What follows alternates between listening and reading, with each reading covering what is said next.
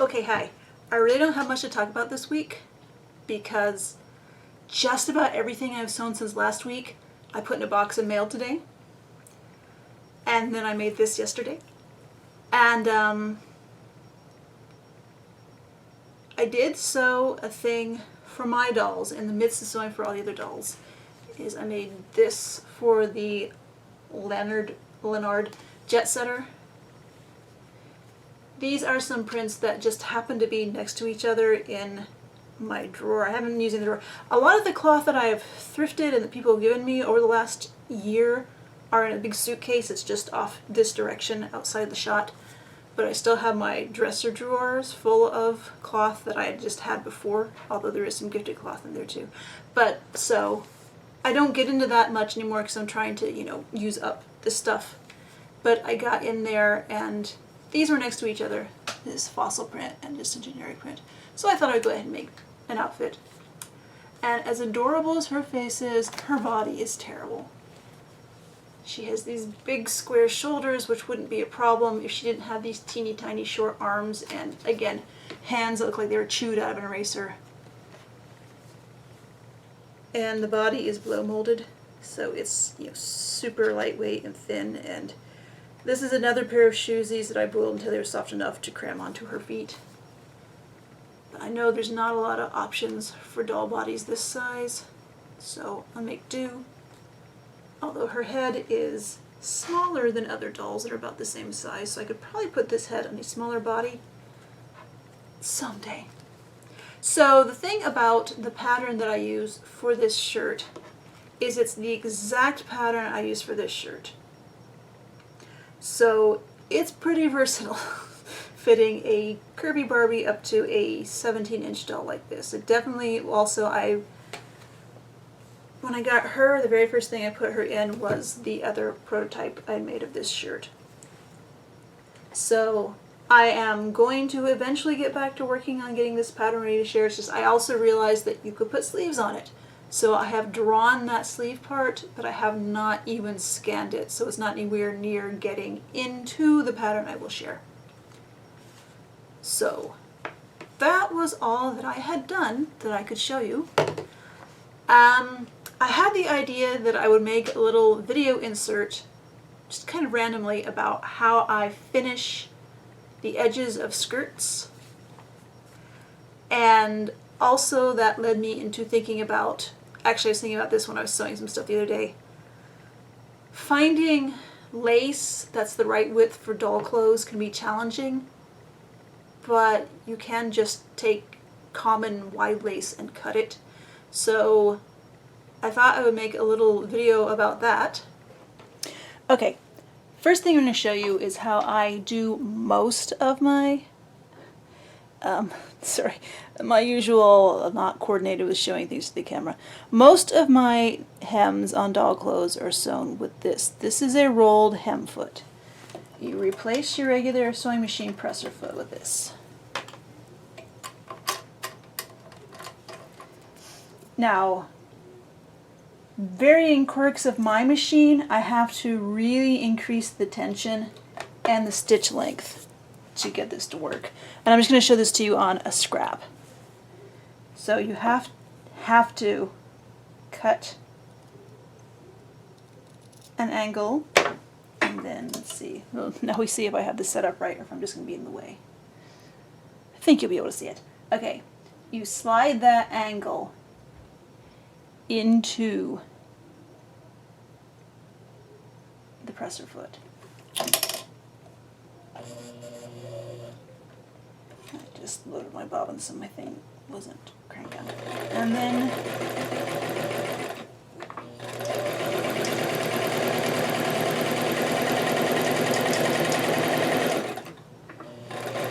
now when I get to the end, I like to use a straight pin to kind of hold the cloth in place.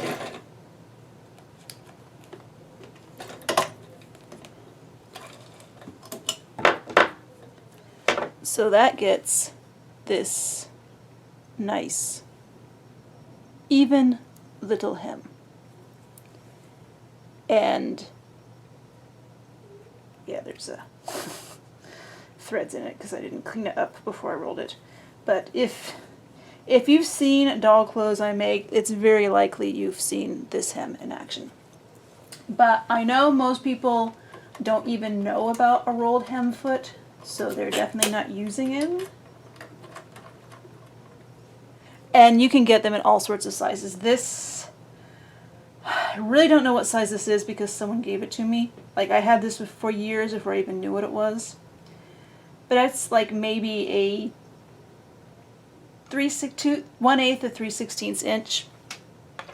You can get them up to really big, like the dress I'm wearing now that I made really fast yesterday. I used a 1/4 inch hem, rolled hem foot on, so I'm trying to do two things at once and brain is going no.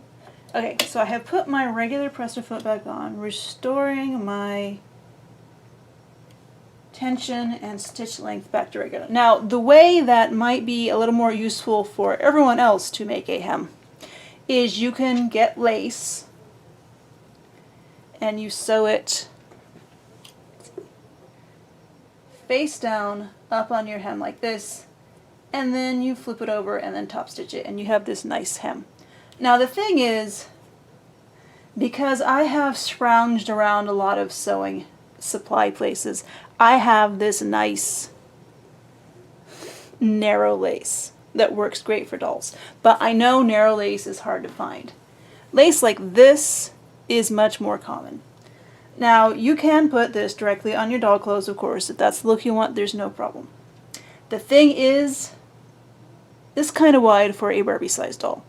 So what I do is I cut it lengthwise. I pick a motif on it and then just cut the whole length. So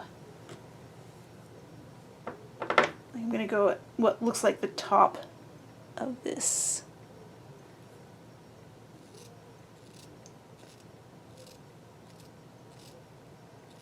And you cut that until you have it the length of your piece. Alright, that should be enough. Cloth that you have I will skirts, so also say, you know, the lace normally is going to go onto stuff and hang like this, where this is the top and the scallop part is the bottom. And you can see what I have cut lengthwise. I could use the scalloped part for lace, but actually what I like to do, because to me it just looks more in scale, although I don't know why I worry about it because most of the time I'm using prints and things that are not the least bit in scale. But if you look at the top of the lace, like this is very lightly scalloped. So you can just flip that around and suddenly you have very small, roughly 6th scale scalloped lace. So let me just get this cut.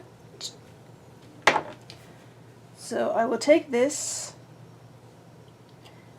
and see, I'm trying to tell if there's some laces have distinct tops and bottoms, fronts and backs. The front will have, I think it's easier to tell in this one, I'm not sure at all if it'll show up in the camera. You can, I don't know if you can see, there's like a texture, very small texture to this side, and when you flip it over, it's all flat. To me, the textured side is the top. I don't know if it really is, but I just like it a little better. There is, yeah, there's a tiny bit of texture on this one. So that means this is my front, so I will put that face down on the edge of the cloth. And I will sew it. I like this straight, non-zigzag foot because you can get a nice narrow seam allowance, and also I will show you when you're top stitching how you can use it to get super close to the edge. But I'll go ahead and sew this.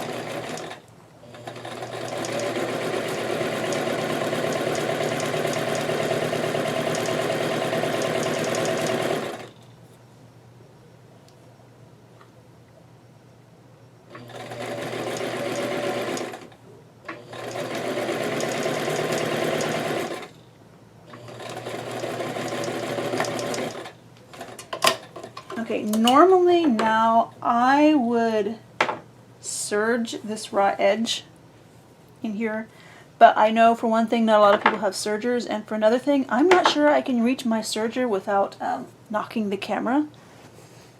So now we have this. And my favorite thing to do when edge stitching, so you can get really clean and really close to the edge, is you see the presser foot here. For my hems, for my seams I mean, I line it up with the outside. For hems, I actually line it up with the inside. I have no idea if it's going to be clear because of course I'm looking at the tiny little screen on the camera.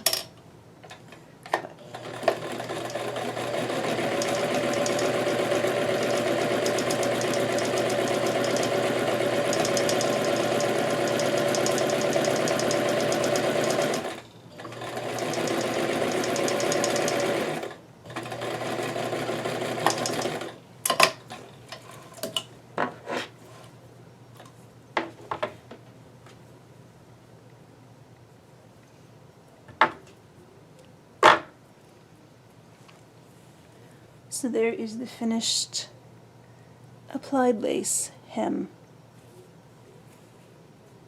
I didn't gather it because that is a completely different contraption that I use. Although I will show you how I use it to gather the top of the skirt. Once again, just because my sewing machine is cranky, I have to increase my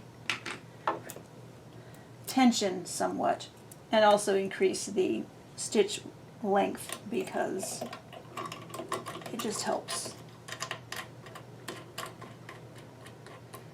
Alright, there are different configurations of ruffler feet.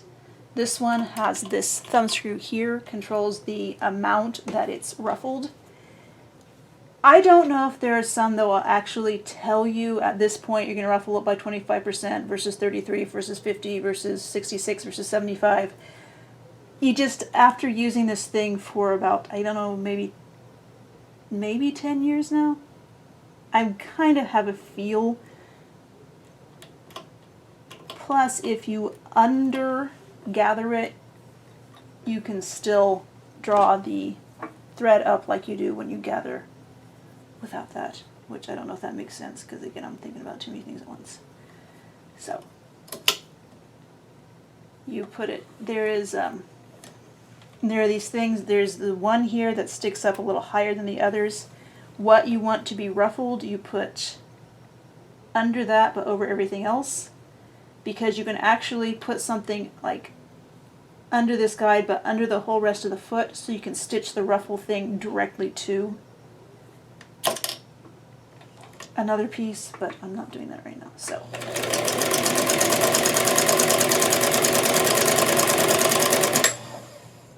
yeah, I got the sewing machine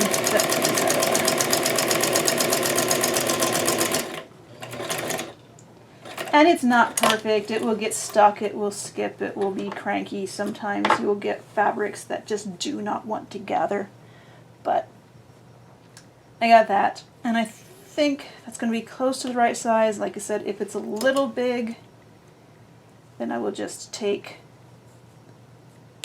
oops, not that one, take one of the threads and pull it, and you can gather along the width a bit more. But still, I like this because it controls the amount of gathering much more than when I'm trying to eyeball it.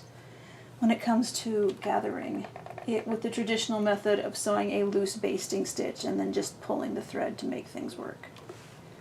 Because it should be pretty well established that I am not good at eyeballing things. Alright, so now I have this bodice that we are ready to put this skirt on. So the first thing to do is see if they are roughly the same. And I'm going to go ahead. Normally I would draw in the end so that they are exactly the same because this is a little long. But since I accidentally snapped the thread and this end is not gathered, I'm not going to worry about that.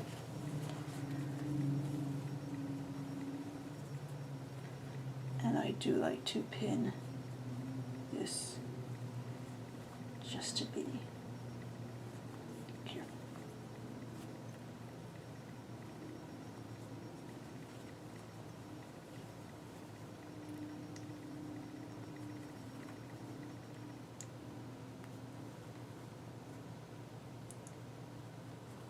It's like if you were making something and the skirt has side seams in it itself, you need to make sure the side seams line up with the side seams of the bodice.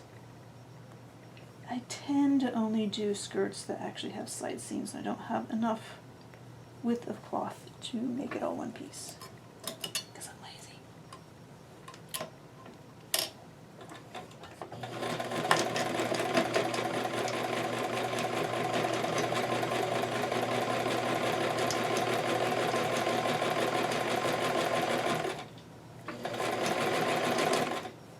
And you see, once again, I sew with all the straight pins in place because there's really not, if you're going slow, and maybe the way I'm sewing feels fast to you, but it still feels nice and slow to me, you can get a feel for where the straight pins are. And I'm not saying I never sew into them, because I have this like whole section. The straight pins over here is bent to varying degrees from sewing over them. But I don't sew into them very often. I generally do sew past them.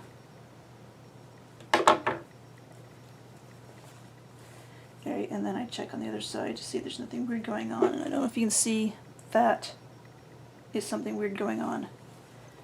The ruffle got cut sideways, so I will. These are really sharp. They do not have pointy tips, but they have sharp edges, so they are very good at cutting individual threads. And fingers. I haven't done that too much, but I have. So just sew over that part, double stitching on both ends to not only catch the stitch I just made, but the edges of the stitch I cut. Alright. So the thread that I use to gather it is not really visible. Normally I manage to sew just next to it so it is very visible. So then I just pull it out.